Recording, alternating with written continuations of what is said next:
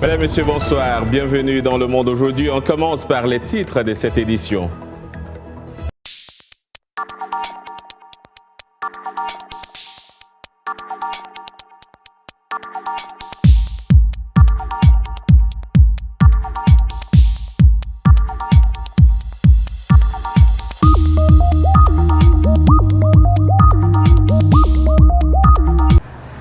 Alors que l'Alliance transatlantique se prépare à fêter ses 70 ans mercredi, le président français Emmanuel Macron a réitéré ce matin sa déclaration selon laquelle l'OTAN est en mort cérébrale. Des propos auxquels le secrétaire général de l'OTAN n'a pas manqué de réagir.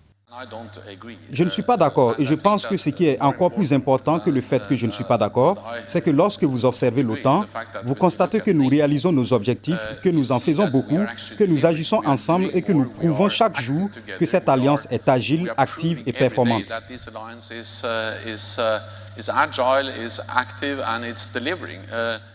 Au cours d'une conférence de presse avec Donald Trump, à la grande irritation de ses pairs, le dirigeant français a dit maintenir ses propos.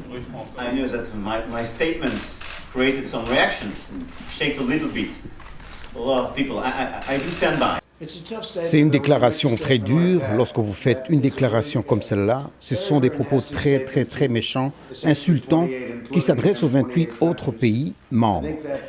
Comme vous le savez, la France a un taux de chômage très élevé et elle ne va pas du tout bien sur le plan économique.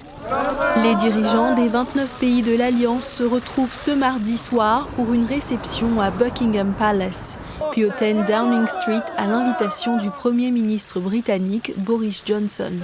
La partie formelle du sommet se déroulera mercredi avec une session de travail de 3 heures pendant laquelle, en dépit des tensions internes, les membres de l'OTAN vont devoir se pencher sur la dimension politique de l'Alliance, le financement de l'organisation, les relations avec la Russie et la montée en puissance de la Chine.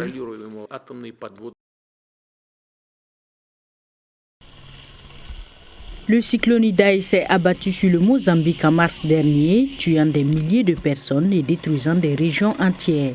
Cette tempête, l'une des plus importantes jamais enregistrées, aurait causé plus de 2 milliards de dollars de dégâts. Un mois plus tard, le Mozambique a encore été frappé par une autre tempête, le cyclone Kenneth, tuant des dizaines de personnes. Jamais auparavant, ce pays n'avait été frappé par 2 cyclones au cours d'une même saison.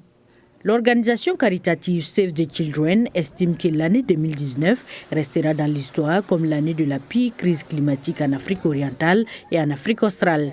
Elle prévient également qu'au moins 33 millions de personnes dans la région seront confrontées à des niveaux d'insécurité alimentaire d'urgence, dont plus de 16 millions d'enfants, et cela est dû au changement climatique.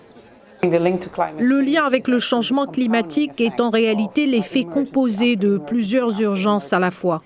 Donc la capacité des victimes à se remettre d'un choc, comme une sécheresse ou une inondation, à un moment donné, se réduit de plus en plus. Et par conséquent, leurs moyens de subsistance diminuent lentement et sûrement ou sont littéralement emportés.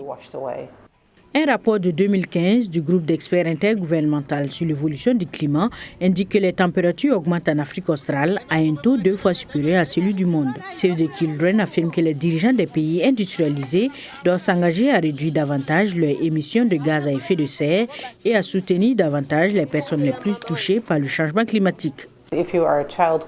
Si vous êtes un enfant qui grandit en Afrique orientale ou australe, vos chances de survie sont actuellement affectées par des actions entreprises par des personnes dans une autre partie du monde sur laquelle vous avez très peu de contrôle ou d'effet. 29 000 délégués se réunissent à Madrid pour la conférence sur le climat de la COP25. Le président américain Donald Trump n'est pas présent. Il s'est retiré de l'accord historique de Paris sur le climat qui, selon lui, pénaliserait injustement l'économie américaine. Gare avec toutes les commodités modernes, train à grande vitesse reliant Casablanca à Tanger, entre autres, ces signes visibles du développement ne cachent pas la réalité. Dans les hautes forêts de cèdres du Moyen Atlas à l'est de Rabat, d'anciens nomades vivent encore dans des tentes couvertes de bâches en plastique, loin de l'école ou de l'hôpital. Fadma Sazaf vit ici avec sa famille. Nous n'avons pas d'eau, pas d'électricité, pas d'école pour les enfants, pas d'hôpital. Chaque fois qu'une personne tombe malade, elle doit être transférée à Enle. Et l'hôpital manque d'équipements nécessaires. Il nous demande d'aller à l'hôpital d'Arzou. On n'a pas les moyens d'aller à Arzou. Les moutons et la tente appartiennent à un propriétaire qui se trouve en France. Comme paiement annuel, le couple reçoit un quart des agneaux nés chaque année. Mohamed Amrani est berger et souffre de maux de dos. Il rêve d'une vie meilleure. Nous souhaitons vivre en ville, comme les autres résidents, dans un environnement propre et être plus près de l'électricité et des écoles. Nous souffrons des problèmes de santé et nous ne trouvons pas de médicaments. Hier encore, j'ai ressenti des maux de dos et je ne sais pas s'il s'agit d'une sciatique ou d'un problème rénal. Le gouvernement marocain dit avoir alloué 770 millions de dollars à la lutte contre les disparités sociales et régionales. Une forte somme dont les résultats se font toujours attendre, en tout cas dans ces hautes forêts de cèdres. Et pour ouvrir cette seconde partie de votre journal, nous accueillons Eric Manirakiza. C'est dans le cadre de la page économique. Bonsoir Eric. Bonsoir John. On parle d'un 4e pont à Abidjan sur la lagune ébriée. Les travaux de construction ont débuté avec l'opération de déguerpissement. De quoi s'agit-il? Eh bien, des milliers d'habitants du quartier Borbina ont été forcés de quitter les lieux. C'est l'un des plus grands bidonvilles d'Abidjan, dans la commune de Atekoubé, qui compte près de 60 000 habitants. Il a fallu le passage des bulldozers pour démolir plusieurs habitations devant des populations médusées. Quelques habitants cherchent encore dans les décombres ce qu'ils peuvent sauver. Le gouvernement a prévu quelques 34 milliards de francs CFA pour indemniser ou reloger les populations de ces zones très denses. Mais la plupart ne savent pourtant pas où elles vont aller. Suivez. Tous désespérés à cause de leur projet de pont. Avant-hier, on est tout d'un coup, nous sommes à Bourbana ici. Avant-hier, on vient nous dans nos séquelles, on a qu'à quitter ici aujourd'hui samedi. Dans 3 jours, d'où on va partir? Il y a des parents qui sont dans les quartiers qui ne savent pas d'où ils vont partir. Nous avons des vieilles qui sont malades, qui sont dans les quartiers. Nous ne savons pas d'où on va partir. Ici en Côte d'Ivoire, les maisons sont trop chères. Il peut y avoir des omissions, mais on a des bureaux qui prennent les plaintes, les omissions, pour qu'on puisse traiter ces dossiers.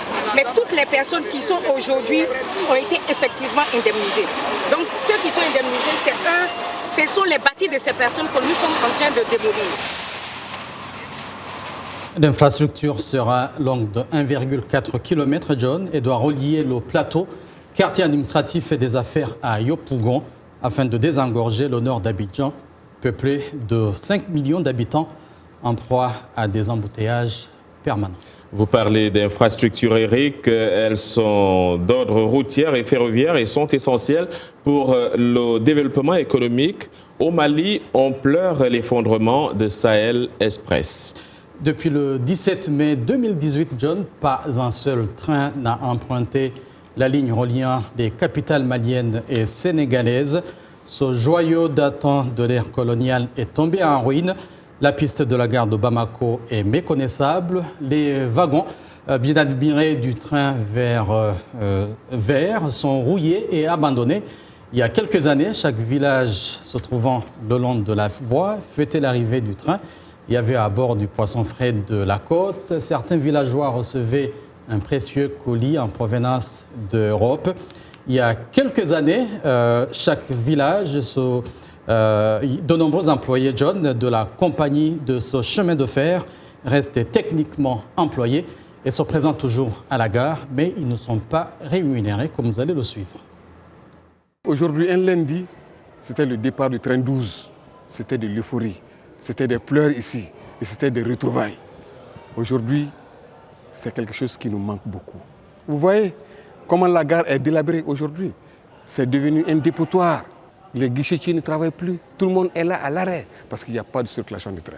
Ça me manque cette époque parce que depuis ma tendre jeunesse, je suis dans cette ambiance. Et aujourd'hui, je ne participe plus à de telles ambiances. C'est la nostalgie totale, sincèrement. Moi, je n'ai fait que la vie du cheminot. Un plan de rénovation est en cours de discussion avec la Banque mondiale. John, l'espoir semble renaître. Il ne rêve qu'une seule chose, entendre encore une fois de plus le sifflet du train.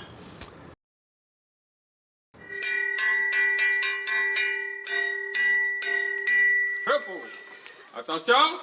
Il n'y a pas si longtemps, 114 étudiants n'avaient nulle part où étudier. Février, mars, dans le mois de février, en congé de mi-février, il y a eu un grand vent suivi d'une forte pluie.